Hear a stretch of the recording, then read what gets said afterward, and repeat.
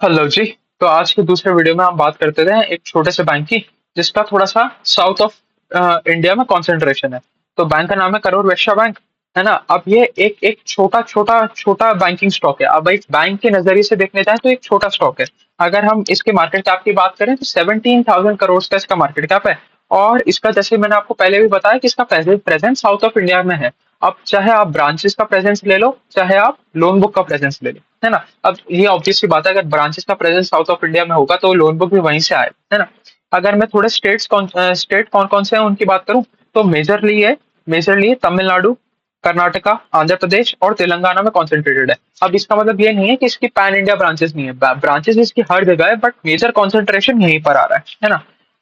अगर सबसे पहले हम स्टार्ट कर लेते हैं इनके ब्रांच नेटवर्क से। ब्रांच नेटवर्क में अगर हम बात करें तो Q1 FY 24 में, मतलब आज से ठीक एक साल पहले, जो अभी क्वार्टर का रिजल्ट आया, उस क्वार्टर Q1 क्वार्टर की बात करें तो इनके पास थी 799 ब्रांचेस, मतलब 800 ब्रांचेस थी। और आज इनके पास है 840 ब्रांचेस, मतलब 40 ब्रांचेस का इन्होंने एक्सपेंशन किया है एक साल में। 40 ब्रांचेस का एक्सपेंशन एक साल में का मतलब हो गया 5% ग्रोथ रेट दिखाई है इन्होंने अपनी ब्रांच एक्सपेंशन में।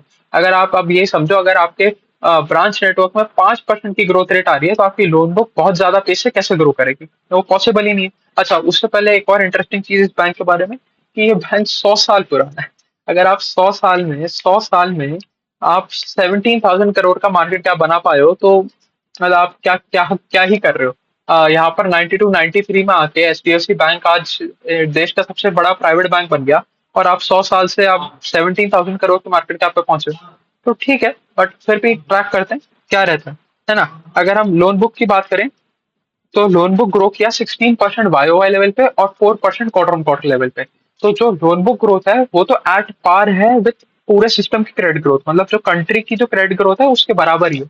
कोई धमाकेदार ग्रोथ नहीं है। अभी हमने जैसे निकाला था पीछे पहले, कि अगर आप बैंकिंग वीडियोस देखोगे तो उसमें भी हमने वही निकाला था कि भाई आपके देश के सबसे बड़े दो बैंक्स किस रेट पे ग्रो कर रहे हैं।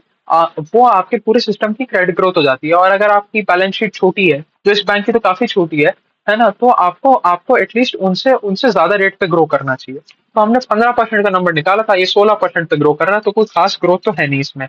अगर मैं अगर टोटल लोन बुक साइज की बात करूं तो ये 16% के जंप के बाद YOY लेवल पे इनकी लोन बुक आ गई है 77,700 करोड़ के आसपास की, मतलब क्लोज टू टचिंग 78,000 करोड़ के आसपास की इनकी लोन बुक आ गई है ना। अब जैसे कि हमें पता है कि हाई इंटरेस्ट रेट एनवायरमेंट है, इंटरेस्ट रेट्स बढ़ रहे हैं, है ना। इसकी वजह से हर बैंक की तरह इनका भी कॉस्ट ऑफ फंड्स बढ़ा है। इनका cost of funds quarter on quarter level पे और YOY लेवल पे दोनों पे बढ़ा है। अगर मैं बात करूं YOY लेवल की, तो 4.99% का Q1 FY 24 में।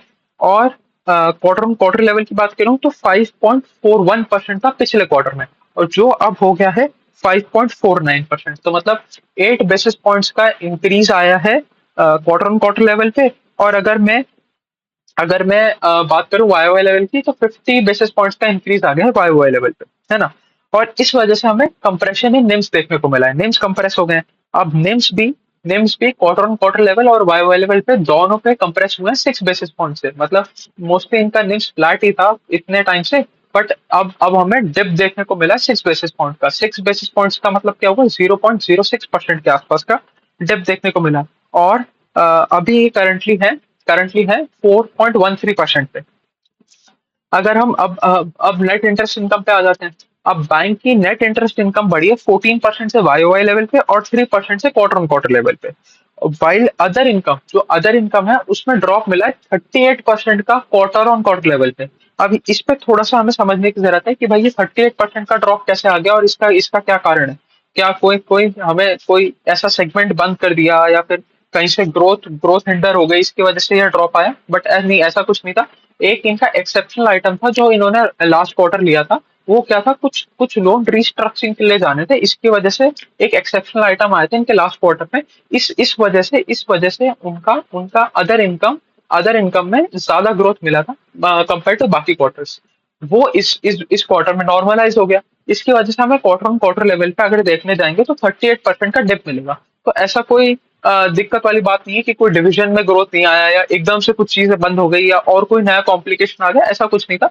वो पिछले पिछले क्वार्टर में एक एक्सेप्शनल आइटम की वजह से ही यहाँ पर ये डिप देखने को मिला है, वैसे कोई दिक्कत वाली बात नहीं है। अगर हम ऑपरेटिंग प्रॉफिट की बात करें तो ऑपरेटिंग प्रॉफिट बढ़ा 15% से वाई वाई लेवल पे, वहीं पैट बढ़ गया 28% से वाई वाई लेवल पे। अब इसको भी हमें थोड़ा समझना है कि ऐसा कैसे हुआ। देखो, अगर हम बात करें ऑपरेटिंग प्रॉफिट या कह लो प्री प्रोविजनिंग ऑपरेटिंग प्रॉफिट, पीपॉप या ऑपरेटिंग प्रॉफिट दोनों एक ही चीज है। इसके और प्रॉफिट आफ्टर टैक्स के बीच में दो कंपोनेंट आते हैं, एक आता है टैक्स और एक आता है प्रोविजन। टैक्स तो आपको फ्लैट उसी रेट पे देना है जिस रेट पे आपका आपके बैंक का लगेगा, तो वो तो एक कांस्टेंट है, वो एक चीज कांस्टेंट है, वो आपके हर बार उसी उतना ही रेट पे टैक्स लगेगा, है ना। अब बात आ जाती है चेंज कहाँ होगा, वेरिएबल क्या है, वेरिएबल है प्रोविजंस। प्रोविजन का मतलब क्या है कि आप आगे आने वाले कुछ खराब, मतलब बैंक को लगता है कि आगे चल के मेरा कुछ लोन अगर खराब हो सकता है, तो उस लोन के लिए आज ही मैं अपने प्रॉफिट में से कुछ पैसा निकाल के साइड कर देता हूँ, जिसकी वजह से मेरे को आगे चल के उस लोन में थोड़ी मदद मिल जाए। मतलब उस लोन के पीछे मैं पैसा आज ही प्रोवाइड करके रख देता हूँ, उसको हम बोलते हैं प्रोविजंस, है ना। तो इनके प्रोविजन में हमें 16% का डिप देखने को मिला क्वार्टर ऑन क्वार्टर लेवल पे। एक सेकंड में चेक कर लेता हूँ, क्वार्टर ऑन क्वार्टर लेवल है, नहीं सॉरी, वाई वाई लेवल पे 16% का डिप देखने को मिला हमें वाई वाई लेवल पे। अब जब आपके प्रोविजन 16% से गिर जाएंगे वाई वाई लेवल पे, तो आपको ऑब्वियस सी बात है, आपको पैट में बूस्ट मिलेगा। तो इसी वजह से जो ऑपरेटिंग प्रॉफिट है वो तो सिर्फ 15% से बढ़ा। वहीं अगर आपका मैं पैट प्रॉफिट आफ्टर टैक्स की बात करूं, तो वो 28% से बढ़ गया, है ना। अगर हम बैंक की आरओई की ट्रेजेक्टरी देखें क्या है, तो हमें दिखेगा कि बैंक का क्यू ऑन क्यू बेसिस पे तो आरओए 6 बेसिस पॉइंट से गिर गया, है ना। इसके ऊपर अभी हम बात करेंगे कि ये इस गिरावट को हमें गिरावट की नजरिए से नहीं देखना, इसकी थोड़ी सी हमें बात करनी पड़ेगी। और वाईओवाई लेवल पे इंप्रूवमेंट है, वाईओवाई लेवल पे तो पिछले साल Q1 FY24 में 1.53% था, जो इस साल बढ़ के हो गया 1.7%। अब आ जाते हैं कि क्वार्टर ऑन क्वार्टर लेवल पे 6 बेसिस पॉइंट्स का डिप कैसे आया। तो हमें समझना पड़ेगा पहले तो आरओआई कैलकुलेट कैसे होता है। आरओआई जो हमने नेट नेट इनकम कमाई, मतलब पैट है, PAT divided by debt plus equity. Debt plus equity को हम और क्या बोल सकते हैं, डेट प्लस इक्विटी को हम बोल सकते हैं total assets.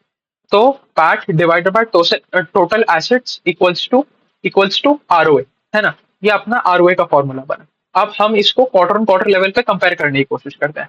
Quarter on quarter level पे हमारा नेट प्रॉफिट इस क्वार्टर में बढ़ गया 14% से बढ़ गया। बट हमारा पिछले क्वार्टर में एक एक्सेप्शनल आइटम की वजह से हमारे अदर इनकम में डी ग्रोथ आया 38% का।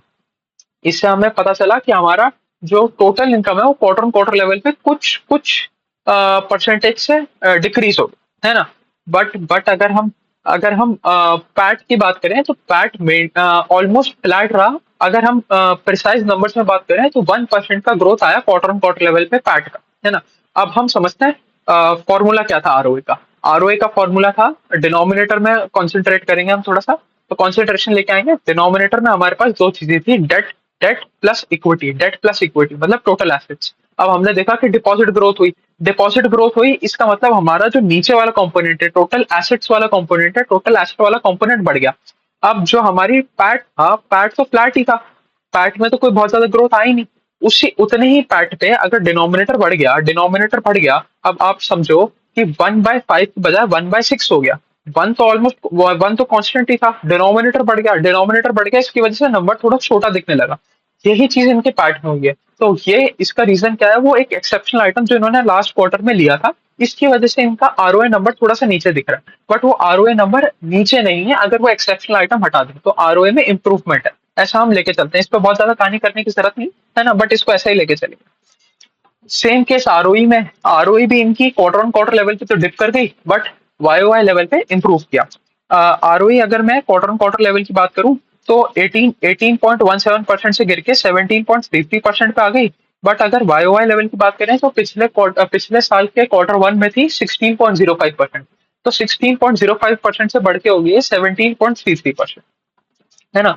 अगर थोड़ी सी कासा रेशो की बात कर लेते हैं, बाकी बैंक्स की तरह भी इनके कासा पे भी प्रेशर पड़ रहा है, क्योंकि हाई इंटरेस्ट रेट एनवायरमेंट है, लोग बाग ज्यादा टर्म डिपॉजिट्स की तरफ जा रहे हैं, एफडी करने की तरफ जा रहे हैं। तो अगर मैं वाईओवाई लेवल पे देखूं तो 3% का ड्रॉप आया, but quarter on quarter flat रहा। Quarter on quarter CASA ratio में कोई चेंज नहीं आया। अब थोड़े से लोन बुक सेगमेंटेशन की तरफ थोड़ा सा बात कर लेते हैं, है ना। अच्छा, एक और चीज, इनकी थोड़ी सी हम किस किस टीयर के लोगों को ये पैसा देते हैं वो भी देख लेते हैं। तो ये मेट्रो से लेके थोड़ा नीचे टीयर का लोगों को भी केटर करते हैं, मतलब टीयर 1 2 तो है ही, बट उसके साथ टीयर 4 तक भी जाते हैं, टीयर 4 5 तक भी जाते हैं, तो उस स्ट्राटा ऑफ सोसाइटी को भी केटर करते हैं, है ना।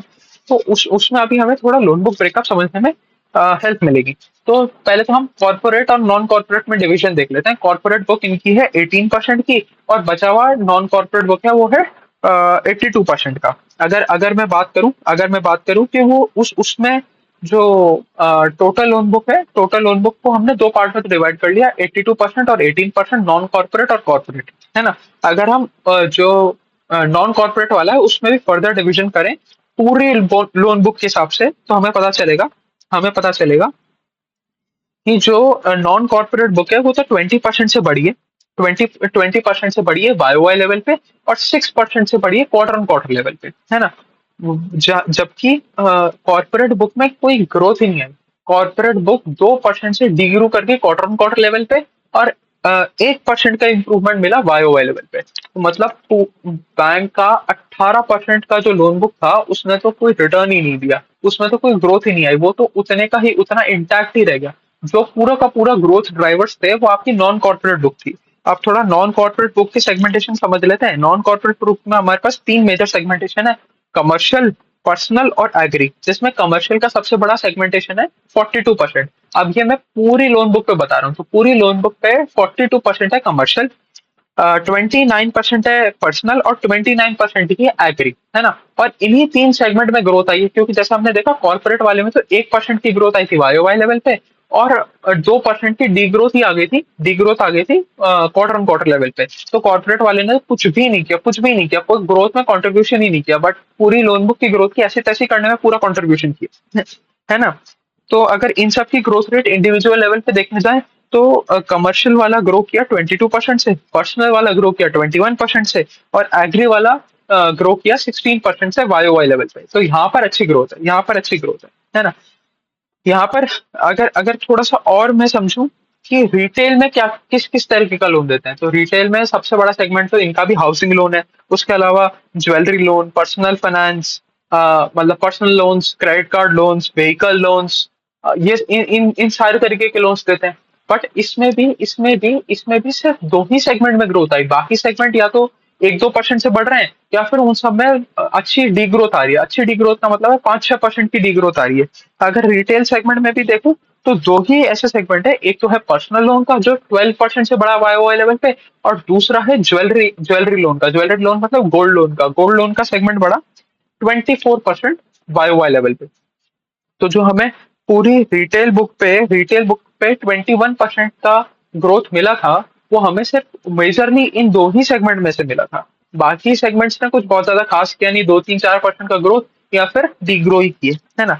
अगर थोड़ी सी इनकी एसेट क्वालिटी की बात करूं तो एसेट क्वालिटी इनकी बहुत अच्छी हो रही है। एक टाइम पे तो इनके ग्रॉस एनपीए नंबर 8% के आसपास का भी था, बट उसको लगातार ये लोग नीचे लेके आते जा रहे हैं, और जो जो एक अच्छी बात है।